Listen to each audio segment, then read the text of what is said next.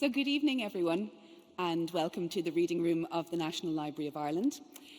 My name is Catherine McSharry, and as Acting Director of the National Library, it's my very great pleasure to introduce this year's Joseph Hassett Yeats Lecture, held annually around this time to mark the birthday of William Butler Yeats on the 13th of June, 1865.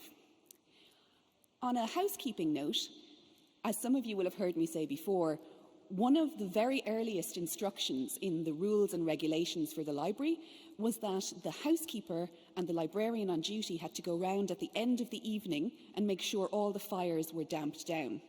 So in the event of a fire alarm, which we hope doesn't mean there's a fire in the fireplaces, you exit via the route by which you came in.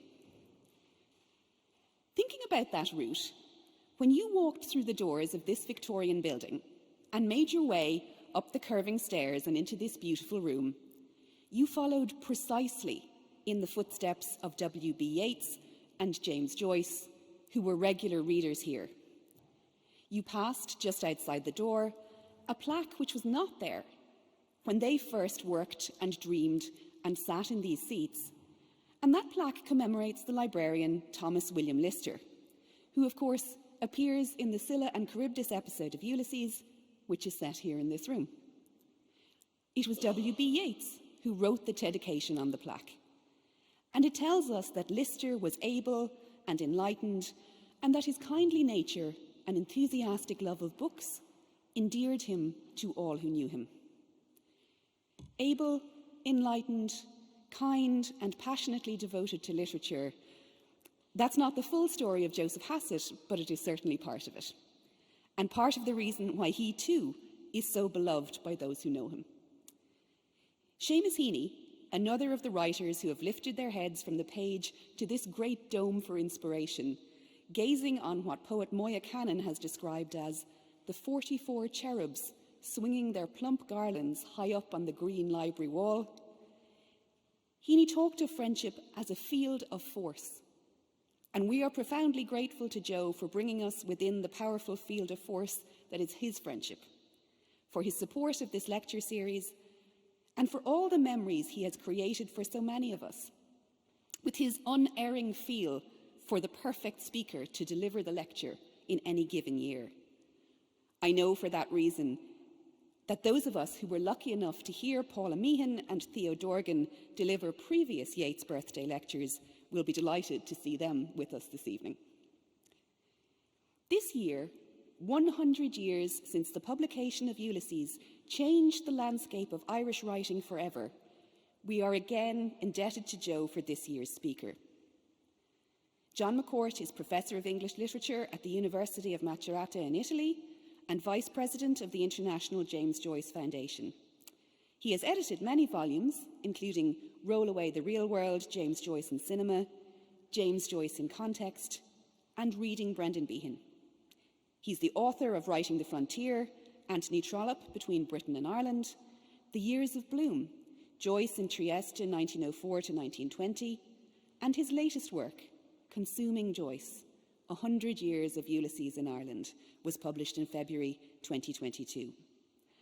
And so it is my very great pleasure now to invite John to deliver this year's Joseph Hassett Yeats Lecture, W.B. Yeats, A Portrait of the Poet as a Joyce Critic.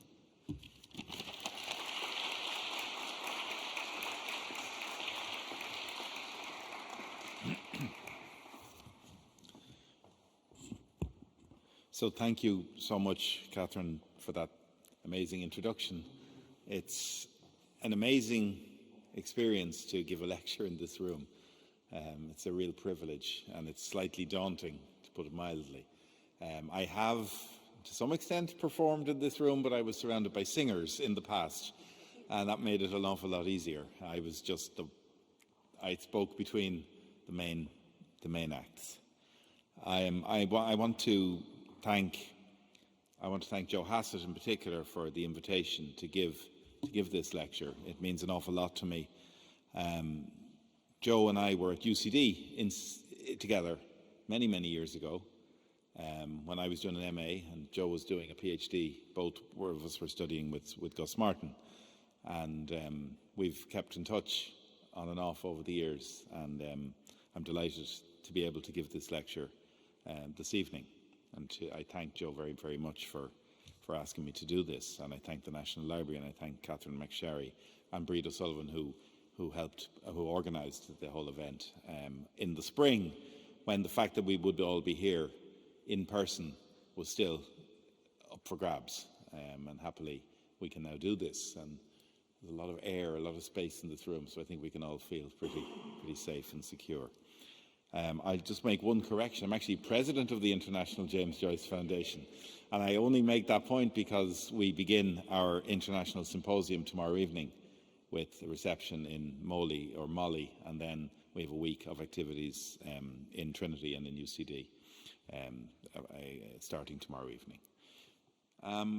So indeed, we're here to celebrate, I think tonight, Joyce and Yeats in some way, and I'm going to talk about both of them.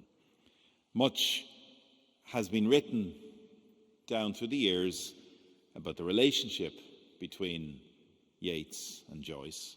Much of it has been framed by the supposed early meeting, well, it did happen, between the two, in which Joyce is alleged to have said to the older poet, "I have met you too late, you are too old." Joyce, this was in 1902, so Joyce was 20 and Yeats was, I think, if we do the maths, 1865, so he was 37, give or take, too old. The great thing, of course, for Yeats was that he wasn't too old, that Yeats accepted the challenge of Joyce and the new generation and continued to produce the most astonishing poetry into his later life. So the challenge, Yeats was not too old. In any case, many versions of this meeting have been written. I'll just quote a few. "I thought as much, I have met you too late, you are too old. We have met too late, you are too old to be influenced by me. You're past developing, it's a pity we didn't meet early enough for me to be of help to you. You are, alas, too old for me to make any impression on you. I fear I have come too late, I can do nothing to help you. We have met too late, you are too old for me to have any effect on you. We have met too late, you can learn nothing from me. I'm sorry, you're too old for me to help you. Sorry, you are too old for me to help. I thought so, I have come too late to influence you." So these are 7 or 8 versions of this meeting between Yeats and Joyce.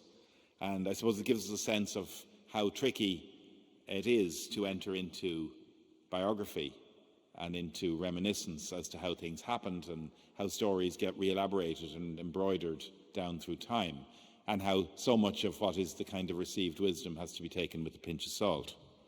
As I say, countless versions of this meeting still circulate today. Richard Ellman's version suggests that towards the end of the conversation, Joyce got up and said as he was going out, "I am 20, how old are you?"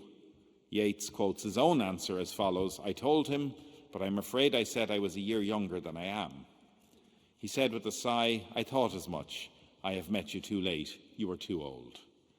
Yeats later commented, "Such a colossal self-conceit with such a Lilliputian literary genius I never saw combined in one person."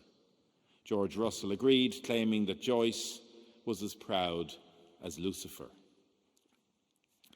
These words, or a version of these words, have framed studies of the Joyce-Yeats relationship, which is thereafter construed as endlessly antagonistic, irretrievably oppositional.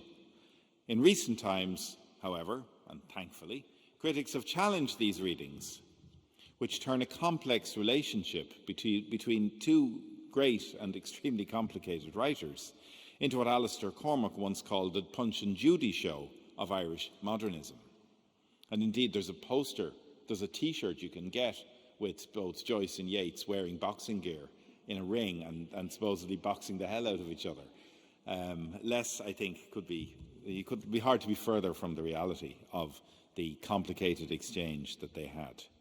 In a passage from autobiographies, Yeats offers a more cursory and dismissive impression of what happened. He writes, "A young poet who wrote excellently but had the worst manners was to say a few years later, You do not talk like a poet. You talk like a man of letters. And if all the rhymers had not been polite, if most of them had been to Oxford or Cambridge, the greater number would have said the same thing. Now, there's more of a sense of annoyance here, and yet it's hard to believe that Yeats relished being challenged by Joyce. It's hard not to believe that Yeats relished being challenged by Joyce, who clearly wished to announce his presence in a way his older rival would not forget. Yeats had no idea he was a rival to Joyce at this point, but Joyce was pretty clear already, age 20, that he was going to take on the world and start with no one less than W.B. Yeats. At the same time, perhaps seeking to retrospectively mend fences, Joyce later, in conversation and in the first biography, the Herbert Gorman biography, which Joyce ghost wrote, basically, he was always hovering behind Gorman telling him what to write, Joyce here denied that he had responded to Yeats in this way.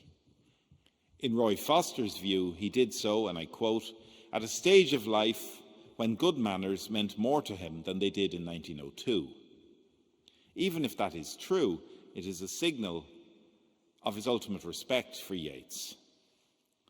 For good reason, then, Anne Fogarty has described this encounter as an auspicious meeting, as an original moment, a primal scene of the modernism which both writers were subsequently to play a part in creating.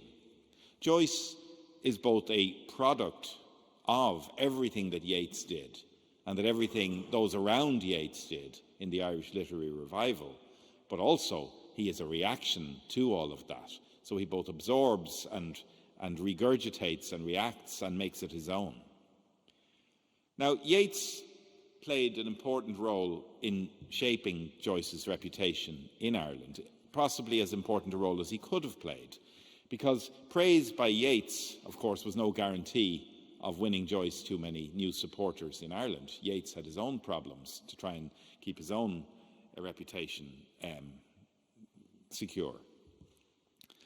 But he never endorsed Joyce as fulsomely as he did other writers of the time. For example, as fulsomely as he endorsed, for example, Lady Gregory. But then again, he didn't owe Joyce anything. In his introduction to Lady Gregory's Cuchulainn of Mirhana, 1902, a version of the Táin Bó Cúailnge, Yeats had offered a patently over-the-top endorsement of his great friend's work, which he described as the best that has come out of Ireland in my time. Yeats goes so far as to connect the religious primitivism of the church, which, and I quote Yeats, taught learned and unlearned to climb, as it were, to the great moral realities through hierarchies of cherubim and seraphim, end quote, with that of the, and I continue, storytellers of Ireland, perhaps of every primitive country. They created for learned and unlearned alike a communion of heroes, a cloud of stalwart witnesses, the fruit of all those stories, unless indeed the finest activities of the mind are but a pastime, is the quick intelligence, the abundant imagination, the courtly matters of the Irish country people. His voice here reminds me a little of the voice that we hear in the interpolations of the Cyclops episode of Ulysses, and Joyce is clearly not taking this kind of flowery prose too seriously. He's making fun of it. And Joyce had a very different view, as we know, of Lady Gregory. He was scathing about Lady Gregory in his early review of Poets and Dreamers, Studies and Translations from the Irish. He made no secret of his hostility to such assertions, arguing that Lady Gregory sees as the Celtic wisdom of the old, what a Lady Gregory sees as the Celtic wisdom of the old people, it should be more accurately described as their senility. And I quote Joyce, Lady Gregory has truly set forth the old age of her country. In her new book, she has left legends and heroic youth far behind, and has explored a land almost fabulous in its sorrow and senility. Half of her book is an account of old men and women in the west of Ireland. These old people are full of stories about giants and witches, and dogs and black-handled knives. So clearly he was not a fan of Lady Gregory and her black-handled knives. And Joyce was very much representing a new generation, a young generation. He was 20 when he wrote this. He would later replay his harshly negative views in Ulysses, where Lady Gregory's work is defined as drivel, in a passage which includes another swipe at Yeats and recalls the fury of the Daily Express editor, Ernest Longworth, at Joyce's ungrateful and disrespectful review. And I quote, Longworth is awfully sick, he said, after what you wrote about the old hake, Gregory. Oh, you inquisitional drunken Jew Jesuit. She gets you a job in the paper and then you go and slate her drivel to Jesus. Couldn't you do the Yeats touch? Joyce could never do the Yeats touch. To put it mildly, Joyce did little to cultivate his potential supporters in Ireland, of whom Yeats was a very important one. He burnt his bridges when he went into exile. He went out of his way to do so. But I must not accounted be one of that mumming company, with him who hies him to appease his giddy dames' frivolities, while they console him when he whinges with God-embroidered Celtic fringes. All that said, that very public renunciation of Yeats and all of his clack, as Joyce liked to call them, part of Joyce's problem was he wasn't part of the clack. Not that he would have ever agreed to be part of anyone's clack, so Yeats couldn't win. He knew well of Yeats's enormous value as a poet, and we know that from his English language students in Trieste, with whom he regularly read Yeats's poetry, and he commented on Yeats's poetry with them. We know that from the amount of Yeats that is embroidered into the texts of all of his works. Yeats is always there, particularly in Ulysses. In the day of the rabblement, he wrote, in aim and form, the wind among the reeds is poetry of the highest order. From such poetry, from Yeats's poetry, Joyce learnt his own quasi-poetic novelistic craft. And many people still see Joyce as a poet. He set out as a poet. He set out as a poet in chamber music. And many of his early supporters felt that he had abandoned wrongly the poetic gift that he had by writing Ulysses, for example, where there's far too much vulgar prose and not enough poetry. But it was from the poetry of Yeats in particular, but also of poets like Mangan, that Joyce learnt his own quasi-poetic novelistic craft, valuing formal expertise, careful modulation of rhythm, intense concentration on word choice and word placement, obsessive attention to craft and form, and obsessive attention that we'll always be grateful for. It's partly because of the language of Ulysses that we're back reading it, celebrating it as we are in these days. With good reason, Edna Longley referred to the aesthetic intercourse and mutual admiration between Yeats and Joyce, and claimed that many of the subtleties of that same intercourse were lost in the polarizing aftermath of 1916. She shortens the distance between the two writers by exploring common ground initially identified in 1941 by the poet Louis MacNeice, when he highlighted the importance for both of the 1890s and pointed to their shared role as what he called spoiled priests, with a fanatical devotion to style, both indebted to Walter Pater.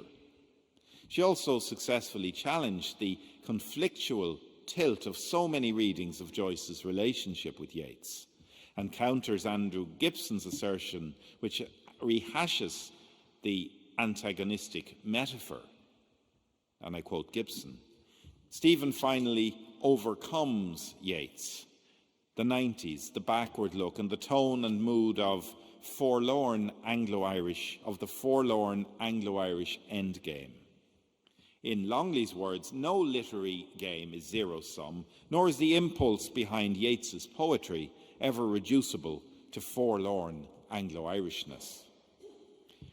For all of his throwing shapes as a young writer in the making, meeting Yeats for the first time, and setting out on his own career, Joyce was far less assured than he would have led Yeats to believe when they first met and in the decade that followed, a very difficult decade for Joyce in Trieste, finishing Dubliners and then waiting 7 long years to get it published, and then to have that publication decimated by the fact that it coincided with the First World War. That chamber music so singularly failed to satisfy him, and I think it did fail to satisfy him, was perhaps because of his awareness of Yeats's achievement. And he felt his own in poetry was very small by comparison. He voiced all this doubt to his brother Stanislaus, and I quote, "The reason that I dislike chamber music as a title is that it is too complacent. I should prefer a title which to a certain extent repudiated the book, without altogether disparaging it. I went through the entire book of verses mentally on receipt of Symonds's letter, and they nearly all seemed to me poor and trivial. Some phrases and lines pleased me, but no more." Yeats, whose words, phrases, rhythms, lines are spectral presences in Joyce's verse, perhaps inadvertently contributed to Joyce's lack of confidence in his own collection. As early as 1902, Yeats had encouraged Joyce, telling him in a letter sent from Portman Square in London, and I quote, "The work which you have actually done is very remarkable for a man of your age, who has lived away from the intellectual centres. Your verse is very much better than the technique of any young Dublin man I have met during my time." It's full of qualifications, obviously, this praise. It's damning with faint praise for a man of your age. He also, however, signalled what he evidently considered the derivative nature of Joyce's early work. He says, "It might have been the work of a young man who had lived in an Oxford literary set." This letter has been seen by many critics in a wholly positive key. Roy Foster, who knows a thing about Oxford literary sets, for example, sees it as one of a series of thoughtful letters of advice that Yeats sent to the younger Irish writers. Thus, Yeats is cast as the wise and generous father figure who is spurned and deprecated by the young, ungrateful Joyce, who bites the hand that feeds him. I think it would be well to read Yeats's praise a little more critically. Elsewhere in the letter, he advises Joyce against publishing one of his lyrics in the Academy, which was a publication of the time. And I quote, "If I had all your manuscripts, I might have picked a little bundle of lyrics. But I think you had really better keep such things for the Speaker," another publication, which makes rather a practice of publishing quite short scraps of verse. "I think that the poem that you have sent me has a charming rhythm in the second stanza. But I think it is not one of the best of your lyrics as a whole. I think that the thought is a little thin." It's a great sentence with all the alliteration. "I think that the thought is a little thin." I love that sentence. You wouldn't really like to see that at the bottom of an essay, would you, if you were very condescending. A lesser writer and a smaller ego than Joyce might well have been challenged, if not broken by such ambivalent praise. Given his view of the Yeats clack, a term Joyce used, Joyce would have felt that the best technique in Dublin was not a description that was worth very much. And yet it was a lot more than Yeats gave other writers. On being asked by AE to endorse a book of verse by Thomas MacDonagh, Yeats famously and tersely replied with his to a poet, "Who would have me praise certain bad poets, imitators of his and mine. You say, as I have often given tongue in praise of what another's said or sung, 'twere politic to do the like by these. But was there ever a dog that praised his fleas?'" Not a terribly generous poem, this one either, published in Responsibilities. He wasn't really assuming them necessarily in this poem. So maybe Joyce got off lightly enough. That said, Joyce would have sensed the reticence of Yeats's endorsement, the reference to the Oxford literary set, while the description of short scraps that were a little thin can hardly have been received with great pleasure. Later in a 1915 letter, Yeats would find it in himself to praise I Hear an Army Charging as a technical and emotional masterpiece. Even if Yeats's lukewarm praise might have made Joyce smart, the reality is that Joyce's attention had already begun to be monopolised by prose, by the early drafts of Stephen Hero, which of course would become Portrait of the Artist as a Young Man, and by the short stories of Dubliners. While always appreciating how Yeats wrote what he called such very good verse because of his relentless dedication to his craft, Joyce refused to inherit the other side of the Yeats persona as he perceived it, his public, often very political role. And he had already, before Yeats's letter, chosen the most public means possible to express his distance from the older poet and his group in his 1901 broadside, The Day of the Rabblement. This may help explain how Yeats, having underlined the generational gap with Joyce in his 1902 letter, then somewhat patronisingly told him, this is Yeats to Joyce, however, men have started with as good promise as yours and have failed, and men have started with less and have succeeded. The qualities that make a man succeed do not show in his work often for quite a long time. They are much less qualities of talent than qualities of character. Faith, of this you have probably enough. Patience, adaptability, without this one learns nothing, and a gift for growing by experience, and this is perhaps rarest of all. Now this isn't bad advice, I would have thought, to the young Joyce, and I think some of it he may have taken on board, insofar as he ever listened to anybody. The qualities that make a man succeed don't show up in his work for quite a long time. I mean, this is certainly something Joyce came to understand with great pain and difficulty. It took him an awful long time to really get launched as the writer that he is. The qualities of character, sticking at it. I mean, Joyce, in those early years in Trieste, his character would be tested to the full. The frustration of seeing Dubliners, sabotaged by war. The utter frustration that would lead him to put the manuscript of Portrait of the Artist into the fire and try and burn it because he couldn't get published. And yet he stuck at it. I mean, and maybe Yeats had some sense of how difficult it was going to be for a writer of Joyce's radical nature at that time to get published. Faith. Joyce talked about his own faith a lot, his faith, his belief in himself as a writer. And clearly that was something that Yeats picked up on very early. Patience. I just look through Joyce's manuscripts and you see the extraordinary patience with which he kept at it, kept adding to it, kept fighting. Adaptability is a more complicated term. Joyce was never adapt at all. Adaptability just is not a quality, if it's a quality, that Joyce possessed. And many of his problems were caused by his refusal to adapt in any way to even what would seem to us today the smallest of requests from publishers. The statement that I just read from Yeats, the words, assume more significance if we remember that Yeats's letter itself may have been a partial response to Joyce's Rabblement, the Day of the Rabblement essay, in which Joyce had attacked what he called, and I quote, Mr. Yeats's treacherous instinct of adaptability. It's interesting that Yeats comes back using the word adaptability. In a 1950 piece, Richard Ellman, on Yeats and Joyce, Richard Ellman speculates that Joyce's pamphlet probably never reached Yeats's eyes, although he later would reverse this opinion. I think anyone who knows Dublin then or now knows that something like the Day of the Rabblement absolutely would have reached Yeats's eyes.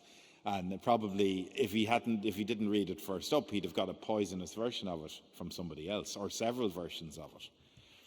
So even if he never actually saw the pamphlet, given the tightness of the Dublin literary scene, it seems inconceivable that Yeats would not have been fed snippets of it by his friends and followers, and this may well be what lies behind the sometimes sharp, always cautious and reserved tone of his letter, which concludes on a rather lukewarm and unconvincing note, as if signalling an intended distance. And again I quote, "I will do anything for you that I can, but I'm afraid that it will not be a great deal. The chief use I can be, though perhaps you will not believe this, will be by introducing you to some other writers who are starting like yourself. One always learns one's business from one's fellow workers, especially from those who are near enough to one's own age to understand one's own difficulties." Again, I love the use of all the ones. One. One always learns from one's fellow workers, and so on. I think Yeats was realistic here. He knew that Joyce wasn't going to pay the slightest bit of attention to any advice that Yeats might give him. And Yeats knew this as well, and is playing this haughty kind of older writer and playing it rather well. The last thing Joyce would have wanted was to be introduced to his fellow writers in Dublin. He knew them all anyway and had no time for any of them, including poor old Porrick Colum, who later turned out to be his most loyal defender for decades and decades, both in the United States and in Ireland. He later came to see the value of Porrick Colum, whom he resented early on because he felt he was being favoured by Yeats. He was kind of the chosen, for a very brief period, the chosen successor, but that didn't last long. During the First World War, Yeats received Joyce, I beg your pardon, I keep mixing the two up. During the First World War, Joyce received Yeats's support in a letter to the Secretary of the Royal Literary Fund. Yeats wrote in praise of Joyce's most beautiful gift and described him as, quote, "the most remarkable new talent in Ireland today." And that's fairly fulsome praise. However, I would argue that his admiration of Joyce was largely reputational and second-hand.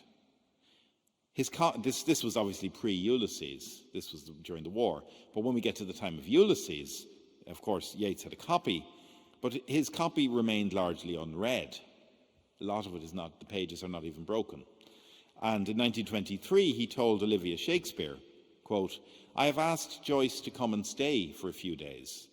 If he comes, I shall have to use the utmost ingenuity to hide the fact that I've never finished Ulysses." This puts Yeats into fairly good company, I would say, in not quite managing this. Joyce, therefore, had a real basis for believing that Yeats's praise for him was not based on a serious understanding of his work, and furthermore, he was disappointed that it was often issued privately in letters rather than proclaimed publicly or in newspapers. That this rankled can be clearly seen, insofar as anything can be clearly seen, in Finnegan's Wake, which, among other things, includes much embedded information about the vexed reception and Yeats's part in it of Ulysses, especially in Ireland. Joyce probably sensed that in the wake of Ulysses, Yeats was more interested in co-opting him and his huge acclaimed novel for his own agenda than he was in actually reading and engaging with the book. In late July 1922, Ezra Pound forwarded two letters to Joyce. One from Lady Gregory, asking if she could include previous correspondence between them in a book. Another from Yeats to Pound. Joyce's replies are revealing. He instructs Lady Gregory to omit, and I quote, "all letters of mine and all mention of me. In doing so, you will be acting strictly in accordance with the spirit of that movement. Inasmuch as the date of my letter, 20 years ago, inasmuch as since the date of my letter, 20 years ago, no mention of me or of my struggles or of my writings has been made publicly by any person connected with it." My struggles, my writings, me.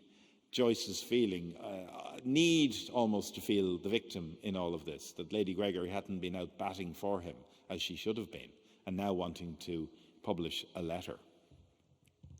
It's a bit of a bitter and it's a rather ungenerous response. And after it, Joyce then asks Lady Gregory to thank Yeats, whose opinion, he says, he values highly, for, quote, "several kind expressions concerning my book, Ulysses." The contradiction here is immediately evident. The Irish literary movement, including Lady Gregory, has ignored Joyce, and so he will boycott Lady Gregory. But Yeats, its leading proponent and chief architect, is singled out for second-hand thanks. The message is conveyed through Lady Gregory. Joyce here seems duplicitous, to be distancing Yeats from the very revival over which he presided and which he incarnated. He is driving a gap between Yeats and his claque. But there is also an implicit complaint that Yeats's kind expressions were not public enough, but were voiced in private correspondence, unlike his praise of Lady Gregory, which was consistent and broadcast widely. It's worth quoting Yeats's letter to Pound, which Pound forwarded to Joyce, in which Yeats praises Lady Gregory's proposed volume as, quote, the most important history there has been of the movement in Ireland, which we all here belong to. And the "we all here" is in italics to stress it. We all here. The "we all here," I think, would have hit a sore point with Joyce, because it would have chimed uncomfortably with the views being expressed by mainstream reviewers of Ulysses, who so often dismissed Joyce simply on the grounds that he was not a resident in the country, that as an expatriate he had forfeited the right to be part of the Irish literary scene and to criticise the country from abroad. So he was seen as one of those nasty, dangerous expats who had opinions about Ireland and was voicing them very, very loudly in his fiction and threatening the kind of status quo through these writings. To be fair to Yeats, he did make it clear to Pound that he wished to include Joyce for his own ends, and I quote from Yeats, For our own sake mainly, I am very anxious to get Joyce into that record." So he's actively trying to include Joyce as part of the revival of the greater movement. Entirely appropriate, I would have thought. Certainly looks that way today, 100 years on. Yeats says he admires immensely, his words, Ulysses as a work of immense importance. The amount of repetition in Joyce's letters of words in Yeats's letters of key words is amazing. Immense, but 3 words away from each other. He admires immensely a work of immense importance, although he admits only to having read a few pages. So it's an immensely important work of immense importance, and I've read 3 pages. A few pages at a time, as if he were a poem. He means as if Ulysses, were a poem. Some passages have great beauty, lyric beauty, even in the fashion of my generation. The appropriation of Joyce is important for Yeats. He realises Joyce's importance, his difference, his singularity, his reach. And he was very much of the opinion, I think, that the use of Joyce could help perhaps bolster broader-minded opinion within the narrowing confines of the new immensely Catholic Irish state. And yet the desire to include Joyce would, and surely Yeats knew this, provoke a strong reaction from conservative forces rather than creating a stir. It would create a stir rather than actually furthering Joyce's cause in Ireland. So this was a kind of a crux, I think, that Yeats, as a possible Joyce critic, had, as many Joyce critics had in Ireland. And Yeats for Joyce was damned if he did and damned if he didn't, because if and when Yeats praised Joyce, the Catholic majority used this fact to attack both Yeats and Joyce together. So Yeats's role, Yeats's space to promote Joyce was very limited in the Ireland of the 20s and 30s. Once again in his letter to Pound, Yeats both praises Joyce and at the same time tempers his praise. This would have infuriated Joyce. But of course, anyone even lightly familiar with, for example, Yeats's elegies would have seen how his praise is almost always tempered in a summation of checks and balances. Joyce would also have been less than impressed with the later turn in Yeats's letter. Having announced that he had read, now he calls it, a great part of Ulysses, a claim that was entirely untrue, he says, and I quote, "I gave myself a course of Trollope for a change." So it goes back to Anthony Trollope, whom he did like to read as he was setting off to sleep of an evening. In November of 1923, Yeats publicly endorsed Joyce in strong terms during a debate at the opening of the Dublin University Philosophical Society at Trinity College, Dublin. The president of the society, Mr. W. Baer, expressed the opinion that, and I quote, "Future historians would perhaps decide that the most original and influential writer of our day was James Joyce. His Ulysses seemed to reach the ultimate limit of realism, but the example set by Mr. Joyce would hardly be widely followed. In spite of the author's power, humour and psychological insight, Ulysses was open to the charge of dullness." This was quoted in the Irish Times in November of 1923.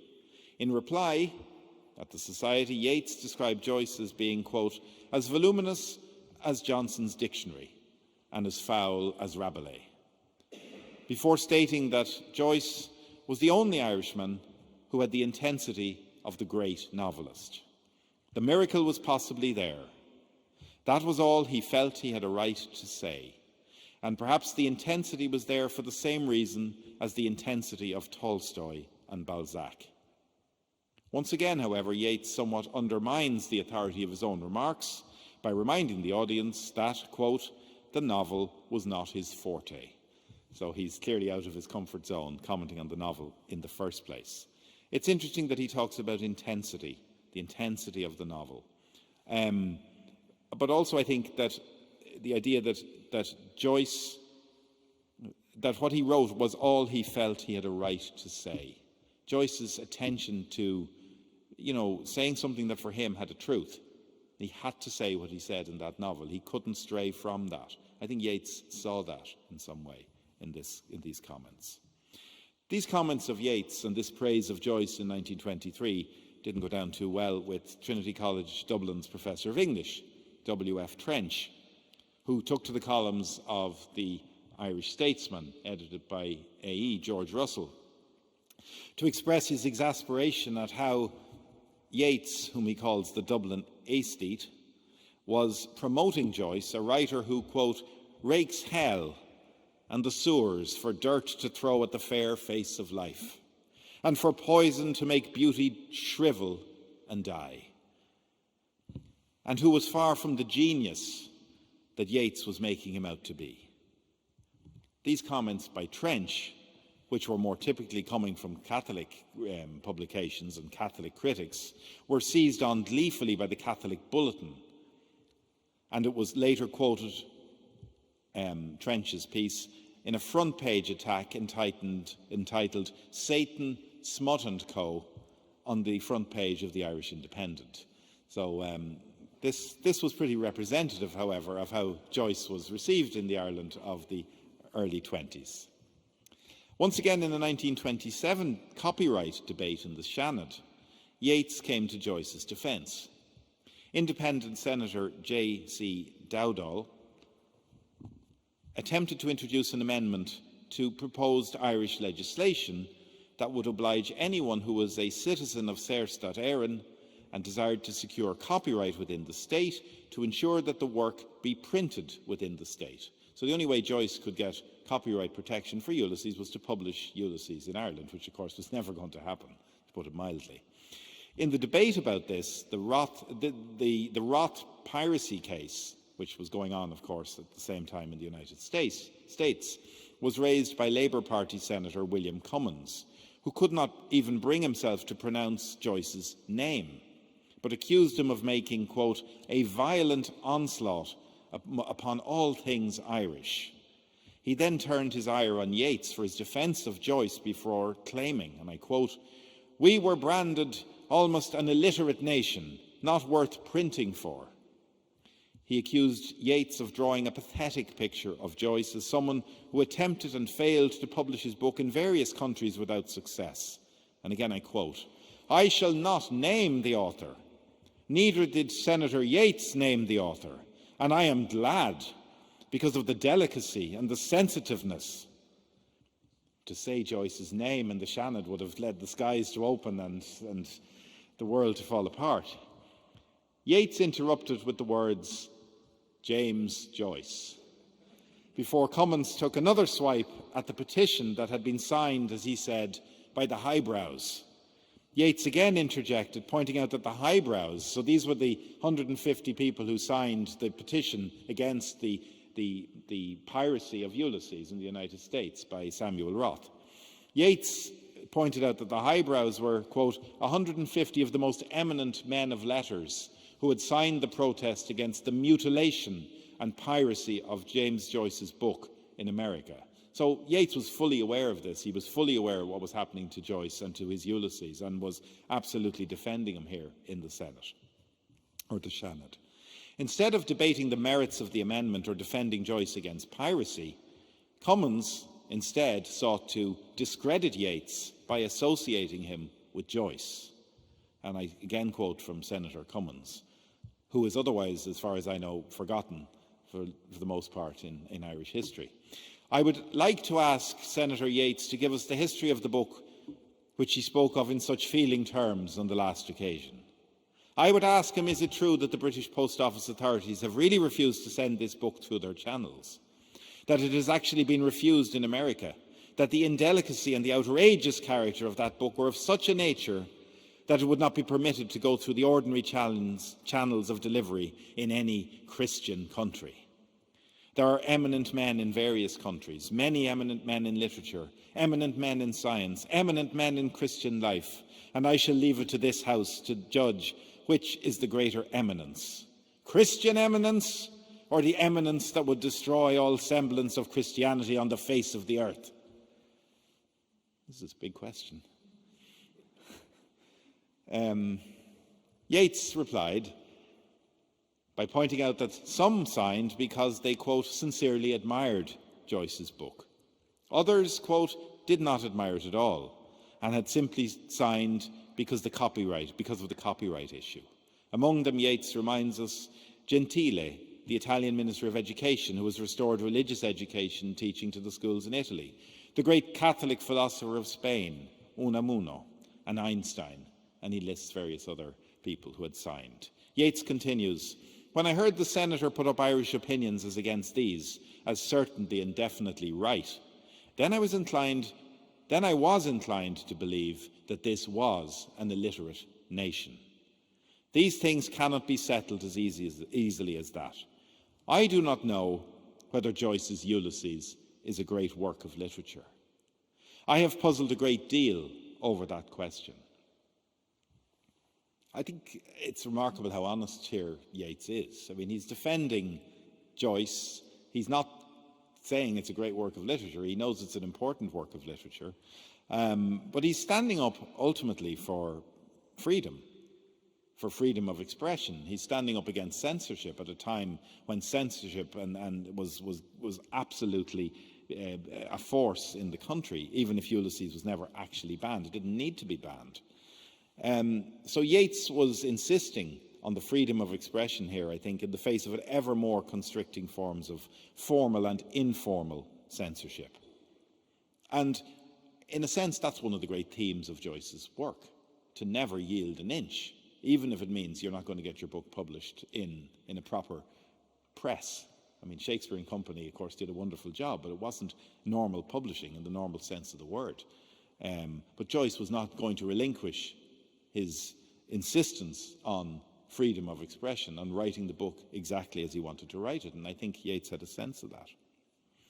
I'm approaching the end. Approaching. Time is it? It's nearly 7 o'clock, holy God. Okay. The late and much missed Seamus Deane, who anticipated so much of Irish criticism of the last decades, lists Joyce among the four main revivalists, as one of the four, and this was back in, I think, in 1987, along with Moore, Yeats and Synge. And he describes the connection between Yeats and Joyce with typical elegance, writing, Joyce remained faithful to the original conception of the revival. His Dublin became the holy city of which Yeats had despaired. Now, there's a lovely sense here of, I think, Joyce somehow completing something that Yeats had initiated, of the two almost working in tandem. Joyce, back in 1907, had termed Yeats mad, and he wouldn't be the first or the last, of course, to do that. Yeats later returned the compliment, describing Ulysses as a mad book. And again, he wouldn't be the first or the last to have talked in those terms. But mad is not necessarily bad. In their shared fascination with what's difficult, in the sheer scope and ambition of their writings, they shared a madness that was both enabling and necessary, as suggested by the aging Yeats in An Acre of Grass, which he published in New Poems in 1938. Grant me an old man's frenzy, myself I must remake, till I am Timon and Lear, or that William Blake who beat upon the wall till truth obeyed his call. I think in making and remaking himself, I think Yeats was spurred by his encounters with Joyce and with Joyce's writings. He couldn't not pay attention to what Joyce was doing. And so I do think he takes him on board. Yeats knew that Joyce, like himself, walked a creative tightrope, from which he could fall very, very easily. One of which is well described in Edna O'Brien's affectionate, sometimes insightful and often inaccurate biography of Joyce, but which gets several things right. The essence of the man, perhaps. Madness he knew, and this is Edna O'Brien, madness he knew to be the secret of genius. Hamlet was mad in his opinion, and it was that madness which induced the great drama. He preferred the word exaltation, which can merge into madness. All great men had that vein in them. The reasonable man, he insisted, achieves nothing. Both knew that to be an artist was to stand apart, both Yeats and Joyce. Both feared what Yeats called in his 1934 poem Parnell's Funeral, popular rage, the contagion of the throng. That same poem, as other critics have suggested, is not disconnected from Joyce's Day of the Rabblement. Come fix upon me that accusing eye. I thirst for accusation. All that was sung, all that was said in Ireland is a lie, bred out of the contagion of the throng, saving the rhyme rats here before they die. The contagion of the throng, Yeats's Contagion of the Throng, seems to remember Joyce's The Day of the Rabblement, where Joyce accuses Yeats of betraying the avant-garde by seeking popularity, and I quote Joyce, going all the way back to 1901. If an artist courts the favour of the multitude, he cannot escape the contagion of its fetishism and deliberate self-deception, and if he joins in a popular movement, he does so at his own risk. Joyce avoided those risks by dealing with Ireland, to take a line from Finnegan's Wake, from the safe side of distance, as he calls it. From Trieste, from Rome, from Zurich, from Paris. Yeats never really had that privilege, although he was back and forth to Britain, of course, all the time. Joyce's distance must have at times infuriated his older writer, Yeats, and many of his contemporary writers who were trying to make their way in Ireland. For example, in 1932, when Joyce turned down an invitation to be part of the newly founded Irish Academy of Letters, which was, among other things, I think, an attempt to defend freedom for writers in the claustrophobic atmosphere of Ireland in those years. The founders, Yeats and Shaw, wished to reward literary accomplishment, but they were also concerned to bring together the country's most prominent writers so as to oppose literary censorship. The whole project was less about self-aggrandizement and more about the very survival of writers who needed a space for critical debate. Not surprisingly, the Academy was constantly attacked, especially by the Catholic Bulletin, who associated with George Russell, whom they called the Mahatma, and the whole Bureau of Billy Boys, as they called them, and their parade of putridity.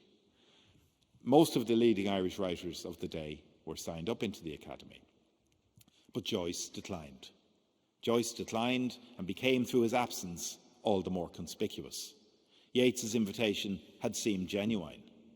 And I quote, "Of course, the first name that seemed essential," this is his letter to Joyce, "to both Shaw and myself was your own. If you go out of our list, it is an empty sack indeed." Yet it did not have the desired effect on Joyce, who replied somewhat primly, "It is now 30 years since you first held out to me your helping hand." End quote. And asking him, quote, to please convey my thanks also to Mr. Shaw, whom I have never met. Joyce wished the Academy well, while arguing that he had no place in it. And again, I quote, "I feel rather clearly that I have no right whatsoever to nominate myself as a member of it." This rather self-serving non serviam allowed Joyce to steal the show, as it made the news all around the world, with the New York Times headlining its piece about the Academy, "Joyce rejects bid of Irish Academy." Joyce was a master of self-publicity, and he was rarely one who took the side of a collective of writers if he could avoid it and if he could get a benefit from flying his own flag. What can we conclude? Joyce thrived on opposition. Joyce could never really mend his fences with the revival or with Ireland, although the revival and Ireland are, without the revival in Ireland, he would have had no fiction. He would have had no Ulysses, and he knew that. He wrote out of a troubled sense of exile and partial belonging. He would never put in the hard work that Yeats did into cultural enterprise and politics. All of his genius was focused on the only thing that mattered to him, his writing, his own writing. But for Yeats, the fascination of what was difficult was more complex, more complicated, and included more elements. He thrived on being the public man and on being both a private and a public poet. Much of his literary criticism was self-serving, or served the needs of the revival. Joyce's output may have seemed a threat to all that, and yet Yeats recognised the younger writer's genius and occasionally made a case for it, just as he occasionally made an attempt to recruit Joyce to his various causes. But Joyce, for all the help he gathered for his own enterprises, would prefer to stand, as he put it when setting out in the Holy Office, to stand the self-doomed, unafraid, unfellowed, friendless and alone, indifferent as the herringbone. In some ways, Yeats chose a harder path of remaining and of multiple commitment. Miraculously, as Auden recalled in his elegy, despite all of his politicking, despite all of his involvement in so much in Dublin and in Ireland and between Ireland and Britain, Yeats retained his gift, his poetic gift. "You were silly like us. Your gift survived it all. The parish of rich women, physical decay, yourself. Mad Ireland hurt you into poetry. Now Ireland has her madness and her weather still. For poetry makes nothing happen. It survives in the valley of its making, where executives would never want to tamper. Flows on south from ranches of isolation and the busy griefs, raw towns that we believe and die in. It survives, a way of happening, a mouth." And yet, I think today, 100 years after Ulysses was published, I cannot fully agree with Auden with regard to poetry and with regard to Yeats and Joyce. I think in their own ways, both of them knew well that poetry does indeed make things happen, or literature does indeed make things happen, even in Ireland. Not immediately, not directly, maybe after a long delay, but over time. I think the way that these two writers are understood and celebrated in the Ireland of today is proof of the importance that their writing has played in the life of this country, and not only. And I'll stop at that point. Thank you.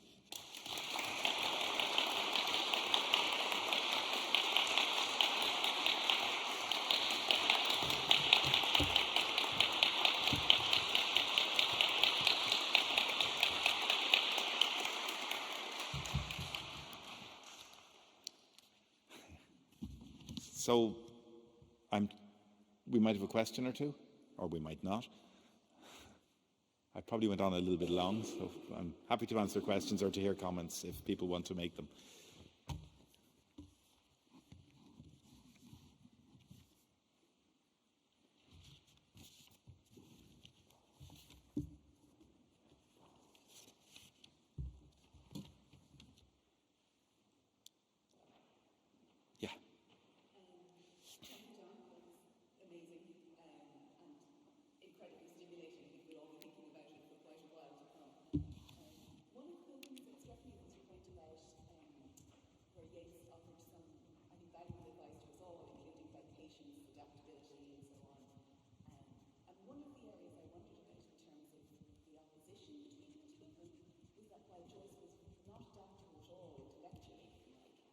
but he was thrived very much on chaos and flexibility and change and uncertainty in his life, and indeed generated it.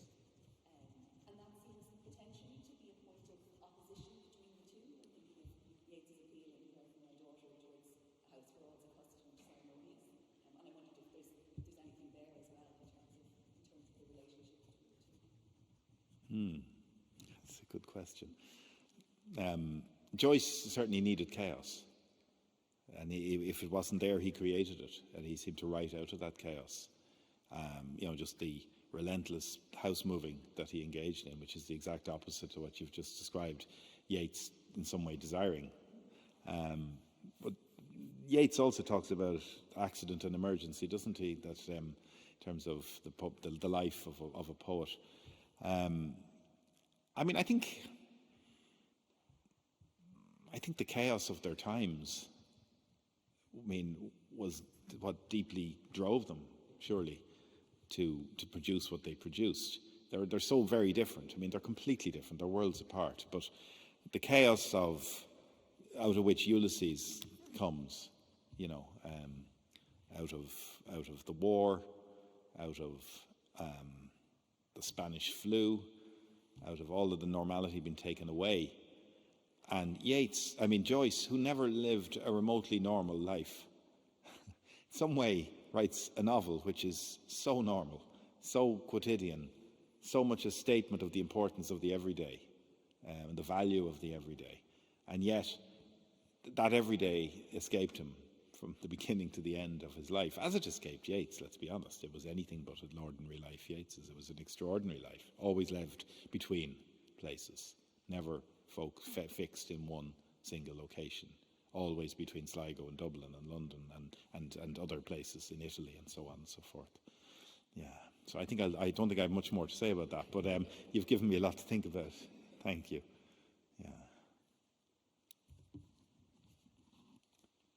Yeah, Niall. How did it fare? It didn't do terribly well. I think it was a response to the Eucharistic Congress and to the atmosphere in Ireland at that time, when the whole situation with regard to censorship was just really becoming unbearable. So they got it established, but it didn't have any funding. They did award prizes on a regular basis.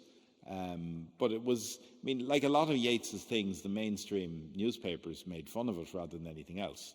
And of course, Joyce never got involved, never would have got involved. He was also invited to come over to the Tailteann Games at one point to get a prize, and again he turned that down. He just wasn't going to break the spell and come back. But the Academy, to my knowledge, limped along for a while and faded out by the time we got to the next war. A few years later, so didn't really consolidate. No.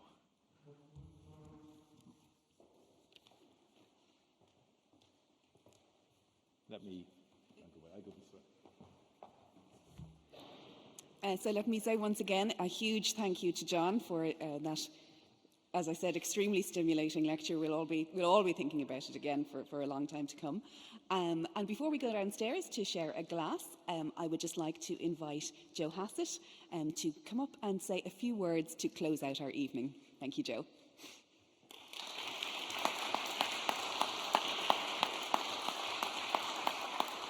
Oh. Thank you very much. I'm very conscious that I'm standing between you and a glass, so I'll be very brief. And I'll just say, John, how fortunate Yeats and Joyce are to have an intelligence as deep and sensitive and informed as yours, to appreciate their work, its lasting importance and influence, and to appreciate as well the complexities of their relationship and the generative quality both of their relationship and of their work, all of which, as Catherine said, in some ways could be traced to beginning here, and all of which is still felt here and far beyond here. and how fortunate we are to have had the pleasure of hearing you tonight, John. It was a wonderful experience to kind of feel. I felt somehow that my mind was lifted up and got in tune with the minds of Yeats and Joyce. And maybe that's because I think, as Yeats say, that the passionate dead returned to the places that were important to them during their life, and they trod the stair and take the empty chair. So maybe that one, and maybe Joyce over there. But it is. I don't think it's absurdly irrational to feel, in some sense, that you have evoked the presence of those spirits here, and we're grateful to you for doing that. We're grateful to Catherine, who, like her predecessor, Sandra Collins, who is gracing us here tonight, has made this library a place where people like to come and feel a community here. It's a wonderful achievement, and so I thank you, and Breed O'Sullivan, who did the hard work of organizing all of this. Thank you, Breed. And so now I get myself out of the way between you and a glass, and thank you all for coming. John, it was wonderful. That was really